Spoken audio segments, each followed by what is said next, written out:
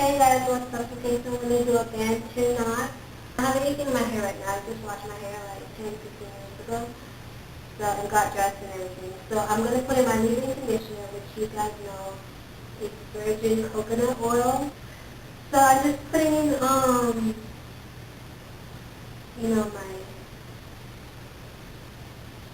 leave-in. Yeah, okay, so, okay, this is what's going down, okay?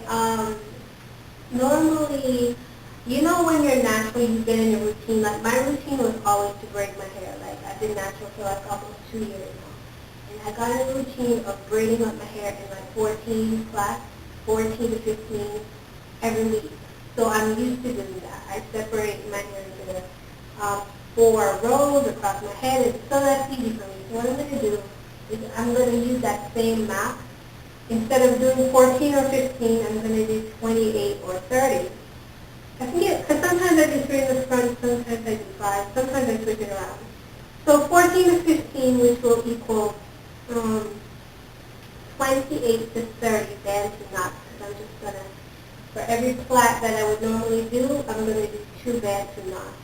So I normally do 2 flats in the back, so I'm going to do 4 Bantu knots in the back, and so on and so forth. So I'm just sectioning the hair off into what, this is literally what I always do. This is going to be 2. I'm just checking. So I'm just using my separated clip. As I said, all I have in my hair right now is virgin coconut oil. I'm going to have some pure organic shea butter on it. So, just put the shea butter on. So much.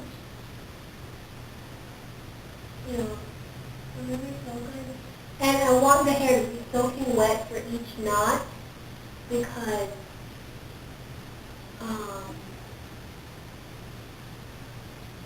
I want it to be like silky smooth when it comes out. And because most of my hair is 4B, this is like my 4A3 section. Most of my hair is 4B. It's really important that I do small sections, as I said, 28 to 30 knots, because,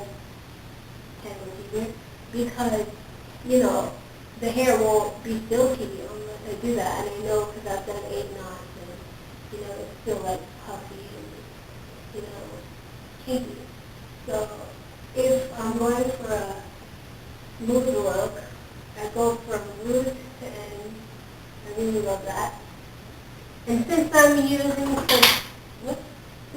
such small sections, I don't need to go through with my wide tooth first, which is what I usually do. So I'm just going to like finger coil it. Not twist, finger coil, because I don't like doing the twist look. I tried knots before, just not this small, as I said. So I get to the end. I don't have to, you know what, I'm not going to go through with my fine tooth comb. So, finger coil, and then make sure not to do too tight because that hurts sometimes. So, yeah.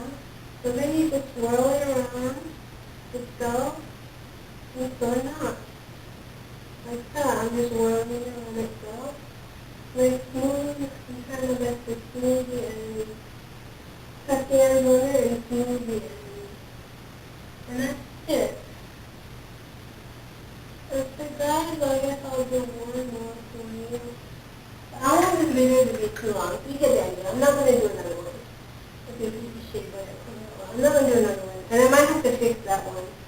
Okay, so that's basically the idea. I'm going to come back to you when the hair is finished. Okay guys, okay, so last section. And I changed my mind. I did use the fine tooth comb on the end of each one. I'm going to show you real quick, because you get better as you go along. So this is exactly how you do it. So with the hair, each piece has to be soaking wet. It's really easy to hurt yourself with this because there's so much tension at the root. So try not to be too tight with it.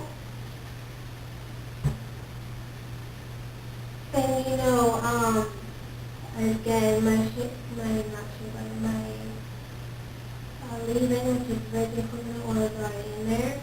I'm going to shea butter, you know. This is just pure shea butter. I don't usually use shea butter. I usually use the coconut cocoa butter by Bantu. But I'm not particular. This shea butter, which is actually pure, seems to be really good. I used to think my hair hated shea butter because I was buying it from the wrong people, but these two are good. If you want to know, share with you guys. If you want to know how to get this shea butter, I have the number where you can call them and buy it below in the description box, okay? And I try to get pretty close to the scalp. I have it very detangled, okay? With the tangle teaser, and then try to stay in the center of your section. That gets the best tension, but again, you don't want to be too tight because you will hurt yourself and it's not good. And I have to use bobby pins everywhere. Okay, once I get to the end, I go through with the fine tooth. This really helps. I can tell when my hair is going to look good. Like, I tried not going through with the fine tooth and it felt kind of rough. So this feels a lot better, so I can anticipate that it's going to look good, even though technically I've never done not this small. Like I said, I did them in A one time. Then you just wrap around like a regular Bantu knot. Wrap around, don't be too tight with it. As I said, it naturally wants to get really, really tight. So try not to be too tight, and then kind of try to tuck the end underneath the knot itself a little bit. And because you went through all the trouble of smoothing with the teaser and the fine tooth, and because it's soaking wet, it's gonna fall apart. It's gonna come loose. So you have to secure the bark. And how I do, I take it with my finger. I put my finger inside. It'll stay for a little bit, but it will fall out. Trust me. And then I just go like that. It doesn't matter which way, even though technically this way might be a little bit more comfortable, but I'm not picky. Slide it at the base of your scalp. I just kind of smell myself. Slide it at the base of your scalp and have it open a little bit and be gentle. And slide it all the way through. You can secure it pretty well, and that's it. Now let me just show you the humping inside. That's what it looks like. And the other side, so. Some people, I wouldn't go out, maybe after it's dry, but I might go out like this, that, because I just go out and kind of way a little bit. But it's nighttime, I'm not going anywhere. So, okay, again, don't be too tight, you'll hurt yourself. And I don't think this is a healthy style to do all the time because I'm stuffing the bobby pin like inside the knot. And I'm thinking, it's probably not healthy for my hair and it might be like ripping. You never know. Try to be gentle is my point. Don't go too tight and be gentle with the bobby pins. The bobby pins are necessary, but I mean, the bobby pins in the pin curl method, I'm sure is not hurting it at all because it's just like kind of holding the flat curl. But this, you're kind of stuffing it in, you're stuffing it into hair. I'm sure that could cause breakage right there. But, it's the only way that it's going to stay, unless like I took an elastic band and then, but then that would be like a pain to remove. So, whatever. So the point is, just be gentle, and I don't think you should do this all the time. Food for thought. It might be like ripping your hair a little bit. The bobby pin, depending on how, depending. So, okay, I'm gonna come back when it's dry and stuff like that. Okay. Hey guys, it takes forever to dry.